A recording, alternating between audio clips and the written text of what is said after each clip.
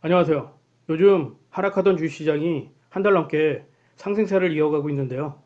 저는 세력들이 마지막으로 개인들에게 물량을 떠넘기고 토끼려는 삐끼질이 아닐까 하는 의구심이 들기도 합니다. 이건 코스피 주봉 차트인데요.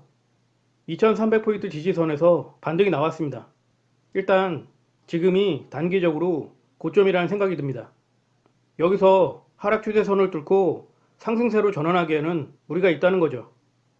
하락 추세선을 뚫고 상승세로 전환하려면 엄청나게 많은 에너지가 필요하기 때문입니다. 에너지란 간단하게 말하면 돈인데요. 하지만 지금 시중엔 금리 상승으로 인하여 유동성이 축소되고 여유자금이 고갈된 상태라는 겁니다. 대부분은 작년에 주식, 아파트, 암호화폐가 한창 고점일 때 물려있기 때문입니다. 거기다가 DSR인가 개떡인가 하는 규제 때문에 예전처럼 돈을 빌리는 것도 쉽지 않죠. 따라서 주식시장이 상승 추세로 전환한다는 건 말이 되지 않는다고 봅니다. 아니, 미치지 않고서야 세력들이 지금과 같은 시점에 고점에 물린 개인들 물량을 비싸게 매수해 줄까요? 그 다음엔 누구한테 팔아넘길 건데요? 빚을 갚기도 빠듯한 개인들은 이제 그럴 여력이 없다고 봅니다. 때문에 세력들이 장난치고 있다는 생각이 들 수밖에요. 지금과 같은 때는 정신을 바짝 차려야 합니다. 사회 전반에 사기질이 기승을 부릴 가능성이 크기 때문입니다.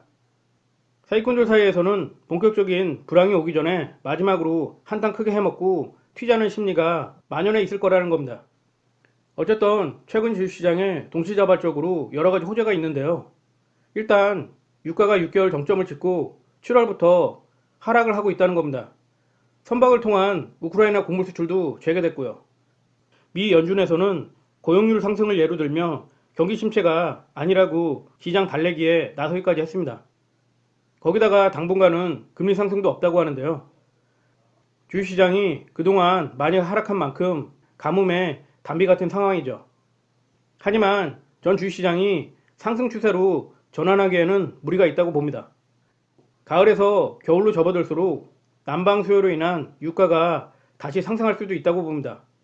그리고 보통 여름이라는 계절적 특성을 봤을 때 농업, 여행, 서비스 부분에서 한정적인 고용률 상승이 있을 수 있다는 겁니다. 거기에 코로나 엔데믹으로 인한 일시적인 보복 소비와 활동이 영향을 미쳤을 수도 있습니다. 또한 라니아로 올해 곡물 수확이 줄어들 거라는 이야기가 나오고 있습니다. 지금 우크라이나의 곡물 수출은 작년에 수확한 것이고 올해는 전쟁으로 파종을 못한 곳이 많아 곡물 가격은 오히려 내년에 고공행진을 할 수도 있습니다.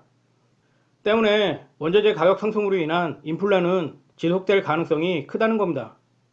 당연히 금리 상승도 지속될 가능성이 크죠. 이렇게 되면 디플레로 인한 경기 침체가 오지 않을까 예측해 봅니다. 일단 올 겨울까지는 낮잠을 자면서 주식시장을 그냥 지켜보는 것이 좋지 않나 싶습니다. 괜히 지금처럼 어정쩡한 타이밍에 들어갔다가 물릴 수 있기 때문입니다. 하지만 선택은 여러분이 하는 거죠. 저는 그냥 제 생각을 이야기할 뿐입니다. 최근 제가 언론을 통해서 무전 주식 관련 뉴스를 2번이나 접했는데요. 아니, 쌍팔년도도 아니고 무전 주식을 하는 사람들이 아직도 있다는 사실에 놀랐습니다. 돈이 없으면 먹지를 말아야죠. 그게 상식 아닌가요? 거기다가 CCTV에 잡힌 무전 주식자들 영상을 보니까 멀쩡한 사람들이더라고요. 인터뷰를 보니 무전 주식자들이 증가해서 골치라는 겁니다. 누가 봐도 평범한 일반 무전 주식자들이 증가한다는 건 경기 침체를 알리는 신호가 아닌가 합니다. 이건 지금 소비 여력과 경제적 압박을 받고 있다는 무언의 지표라는 거죠. 이보다 더 경기 침체를 알리는 확실한 증거가 또 있을까요? 그러고 보니까 예전 IMF 때가 생각나네요. 진짜 그땐 아르바이트 자리 하나 얻기도 하늘의 별 따기만큼이나 어려웠죠.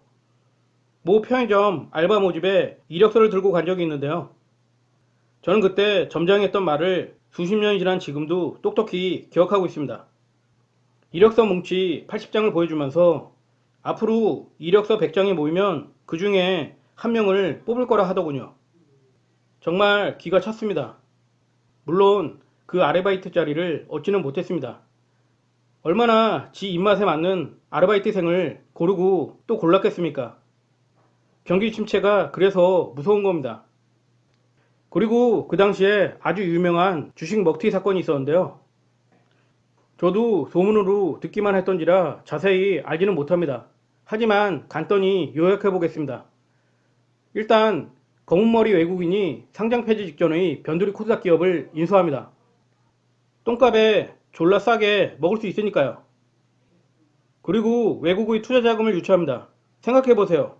지금도 외국의 투자 자금을 유치하면 엄청난 호재인데 IMF 당시에는 말할 필요도 없었겠죠. 바닥에서 상한가가 몇 달간 이어집니다. 지금처럼 투자 경고나 거래 정지가 없었던 시절입니다. 아무런 제약도 없이 그냥 날아가는 거죠. 진짜 그 당시 세력들은 작전하기 무척 편했겠네요. 부럽다 못해 질투가 다 납니다. 불과 몇 개월 사이에 바닥에서 1,000원대였던 쓰레기 주식이 수십만 원이 된 겁니다. 그리고 그 주식에 투자했던 사람들은 알거지가 됐죠. 상패가 됐거든요. 들리는 소문에 의하면 그 외국의 투자 자금이라는 게 이자를 주고 며칠간 빌려온 단기 투자 자금이었다고 하더라고요. 그걸 모르고 대부분의 투자자들이 환상에 사로잡혀 농락을 당한 거죠. 그 회사 오너가 처벌을 받았을까요? 무혐의로 풀려나서 지금 떵떵거리며 잘 먹고 잘 살고 있다고 합니다. 세상 참 역같죠? 최상위 포획자들을 절대 만만히 보지 마세요. 방심하면 털리는 건 한순간입니다. 여러분은 그냥 일용할 양식이라고 제가 수도 없이 말하지 않습니까? 때문에 주식시장에서 들려오는 돈이 될 것 같은 주식을 경계해야 합니다. 소문난 잔치에 먹을 게 없다는 속담이 괜히 있는 게 아닙니다. 오늘 하루도 의심하고 또 의심하십시오. 그게 사기를 당하는 것보다는 100배, 1000배 더 좋기 때문입니다.